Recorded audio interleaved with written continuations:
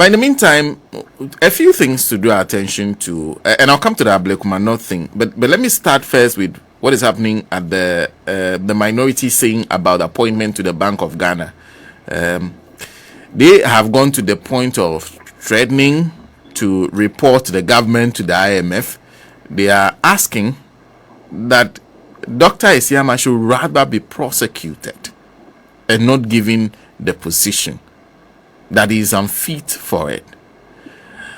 How well do you know this case, and what do you think? Okay, so once again, I want to thank you for the opportunity. Do you know that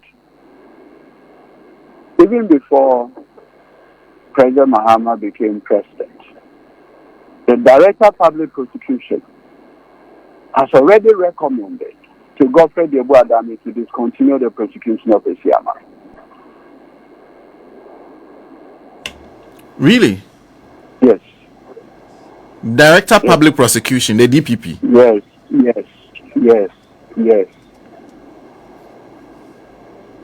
There was no basis for the prosecution of Dr. Esiama, whether in law or in fact. You know why the NPP decided to prosecute. And look, let me say this. I want to thank H.E. John Dramani Mahama for his appointment of Dr. Johnson Esiama. You know why? No, explain to me. So in 2017, the NPP started this smear campaign against John Dramani Mahama on this issue of interoperability. You remember that incident? Yes. Almost everybody was running away. And this was in the early days of the NPP. Dr. Johnson Esiama. I remember vividly, myself and one colleague, together with others, put up a press conference that Dr. Johnson Esiama addressed, debunking the claims on the interoperability against the then former president, now President John Mahama. The moment Dr. Johnson Esiama took up the action of defending and to say that H. John Dramani Mahama has nothing to do with that interoperability contract, Dr. Mahmoud Bawumia took it upon himself to deal with Esiama. So it was a case of pure political persecution. Nothing to do with ensuring justice. Sena. Nothing whatsoever to do with ensuring justice. You're saying that the prosecution was started to send him in response to what the defense he put up for on the interoperability. Because at that time, nobody wanted, even people who took decisions were at stake. But he said no, the right thing ought to be put out there. John Mahama has nothing to do with that. It was a decision from the Bank of Ghana. It was duly considered, and in their perspective at that time, they felt it was a good thing to do.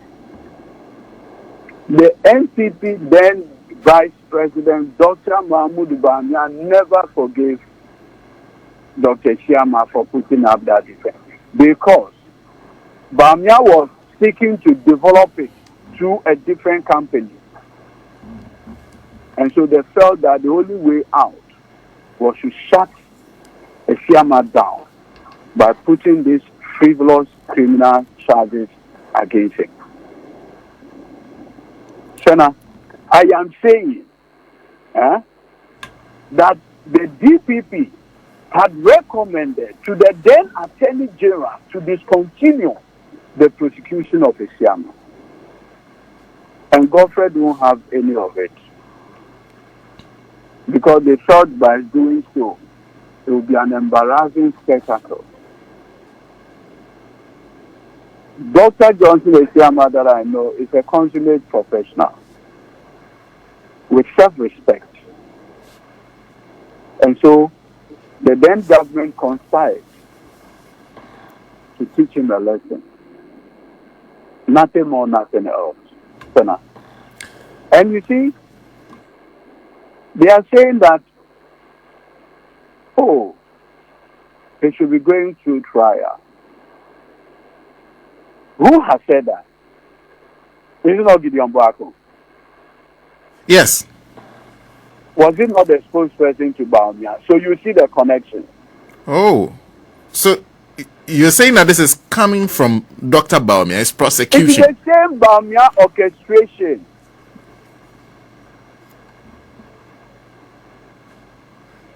You see, Baumia used to be deputy governor. Using it?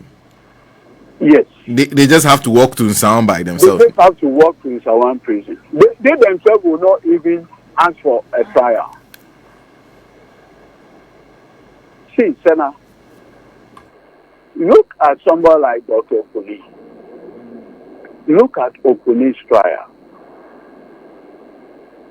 This is a trial that right from the beginning, the Chief Justice then didn't consider any of the High Court judges competent enough to try Okuni. So you know what they had to do? They had to go look for. So you see, this is a case involving you, and the Chief Justice then go looking for a judge at the Court of Appeal to come and sit on your case. Do you understand?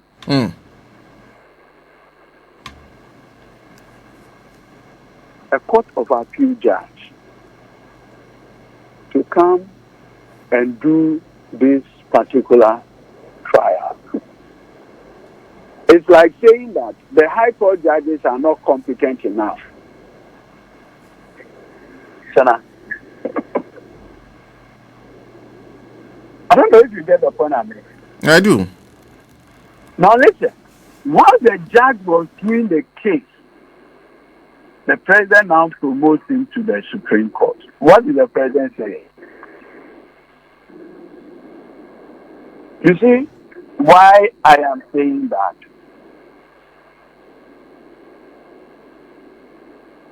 Huh? It didn't end there. Let's see how the judge himself conducted himself in the trial itself. Senna, look at the situation where in a criminal trial, we say our process is adversarial. It's not inquisitorial, correct? Yes. So this is a criminal trial. The prosecution called their witness, an investigator. The investigator comes, right? Then they say, oh, we want to tender a document through our witness. So defense attorneys, listen, lawyer for Mr. Okuni, Samuel Kudu, says, my lord, I wish to tender this piece of evidence through prosecution witness. So the judge asked, prosecution, this is what defense wants to do. Are you opposed? Do you have any objection to the decision by prosecution and defense to do this? Prosecution says, my lord, we have no objection. Then judge said, document is hereby admitted and marked as exhibit so and so. Senna. Then you know what the guy does. Senna. No. 14 pieces of evidence from Dr. Okuni are hereby tendered without objection from the prosecution. When all these things were done, lawyers for police, with these pieces of evidence, we have raised more than enough reasonable doubts. For that matter, we are doing what we call a submission of no plea. You know what the judge did? You know what he did? Please go ahead and tell us. When he went to write the ruling on the submission of no case, the judge now told himself that the pieces of evidence that he himself asked the prosecution whether they have an objection, and the prosecution said we have no objection. As far as he is concerned, those pieces of evidence offend the hearsay rule. So he is expunging them from the record. Senator, Section 6 of the Evidence Act says, question of admissibility of otherwise will be decided when the evidence is offered. And that is why the judge himself asked the prosecution whether they had any objection. Chief,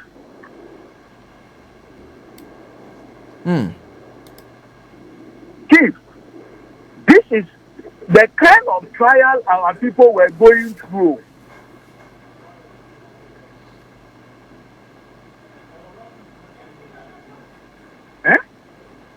Wow.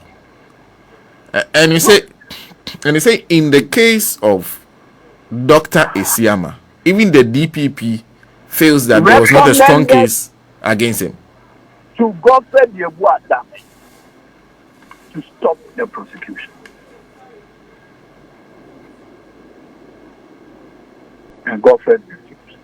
So what is Gideon Boako saying? What is he saying? Because this morning I was thinking this was an assessment done by Dr. Dominic Aine. No!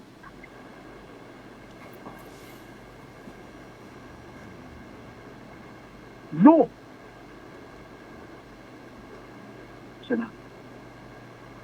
His own government, the Director of Public Prosecution in his own government, they should not provoke us. They should not provoke us. Do you know what Isiama has gone through for these 8 years?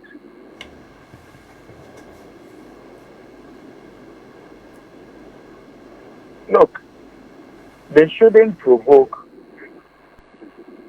a sleeping giant at all. So now, the likes of Gideon Boako, they should be calling Isiama behind and be apologizing to him. He and his boss, Dr. Baumia. So this mere campaign to further destroy Dr. Isiama is completely unwarranted. What is Afenyo Markin saying? That the Constitution says the appointment of the governor must be done in consultation. You see, constitutional texts are read as a whole. You don't read the Constitution in piecemeal. Well, you know that. Yes. Good. You know something? First of all, you see the Constitution uses 2 words. Prior approval and in consultation. Okay. So for ministers and Supreme Court judges, they use it with the approval of Parliament. Okay. With the approval of Parliament. Now you notice that in the specific case of the government, the writers of the Constitution use the word approval. Use consultation. So the Supreme Court had the occasion in the case of Great Mensa and Attorney General in considering whether the Rawlings appointees, you see, after the Rawlings won the 96 election, he repeated some of his ministers. Because you see, if you recall, Richard Kwanesepra, Honorable, was energy minister. Radio station, you can call Hello? your own. I'm listening to you.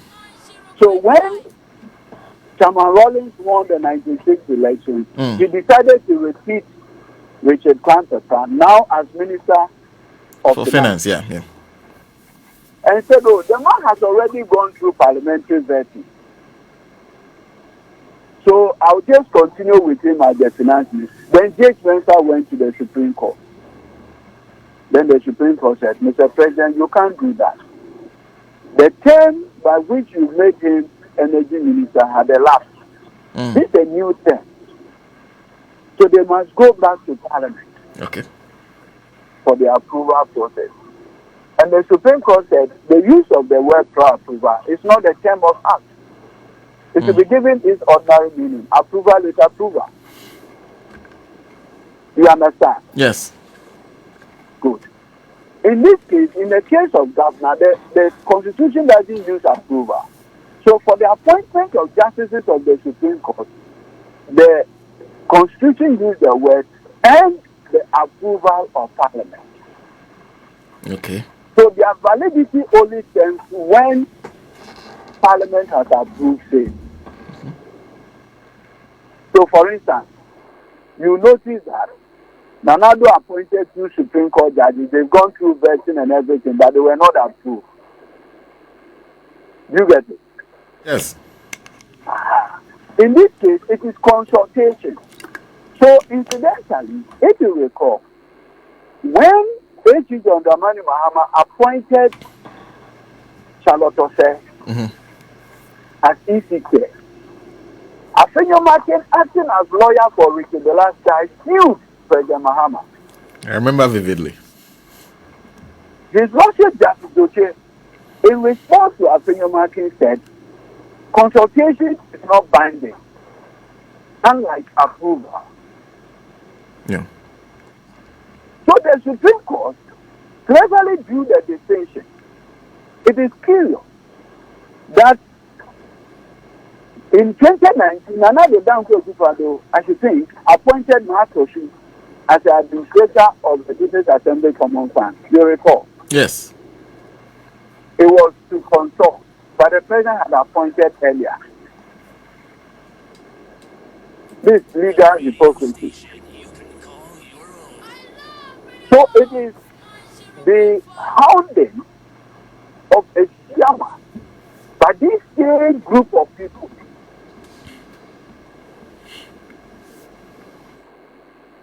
Sometimes I think they are afraid that what they did to the gentleman, he may repeat things. Their hounding is unwarranted.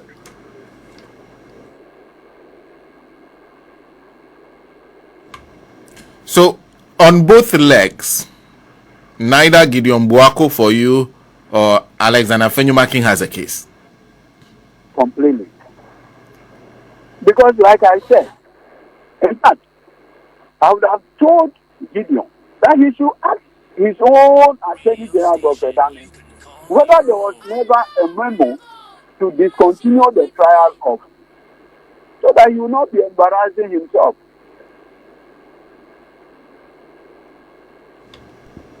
See.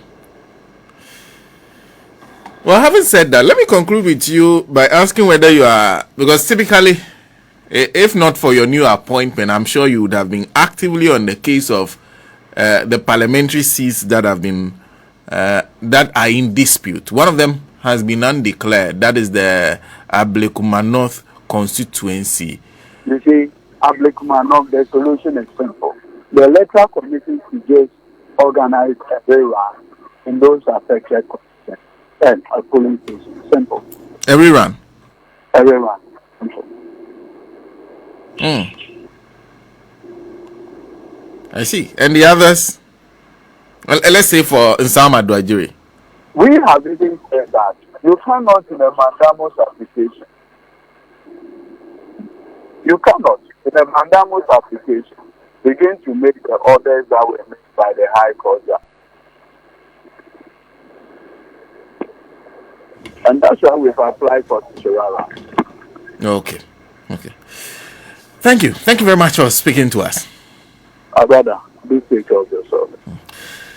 Lawyer Godwin Duje Kujo Tamaklo is acting CEO, National Petroleum Authority, speaking to us. Very interesting, in fact, revelations from him that it was even under Godfrey Adami that the Director of Public Prosecutions, it's a very senior position when it comes to the Office of the Attorney General, the Director of Public Prosecutions, did an assessment of the case and wrote a memo to Godfrey telling him that discontinue the case against Dr. Johnson Esiama.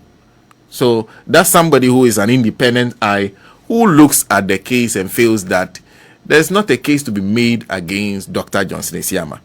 Now, this is Albert Wutogwi says, what Ghanaians do not know is that in NPP's desperate attempt to convict Dr. Esiama, some individuals within the Bank of Ghana resorted to falsifying official email correspondence to implicate him. This criminal act was uncovered in court, exposing the extent to which certain elements within the BoG and NPP government were willing to go to manufacture a case against him. Instead of investigating those who committed this fraud, the NPP government turned a blind eye, further proving that their goal was never justice but political persecution. Could it be that Dr. Buako's real fear is that his wife who works at the Bank of Ghana may lose her position? Or is he worried that those within the Bank of Ghana who criminally falsified email correspondence to implicate Dr. Esiama will finally be exposed and held accountable?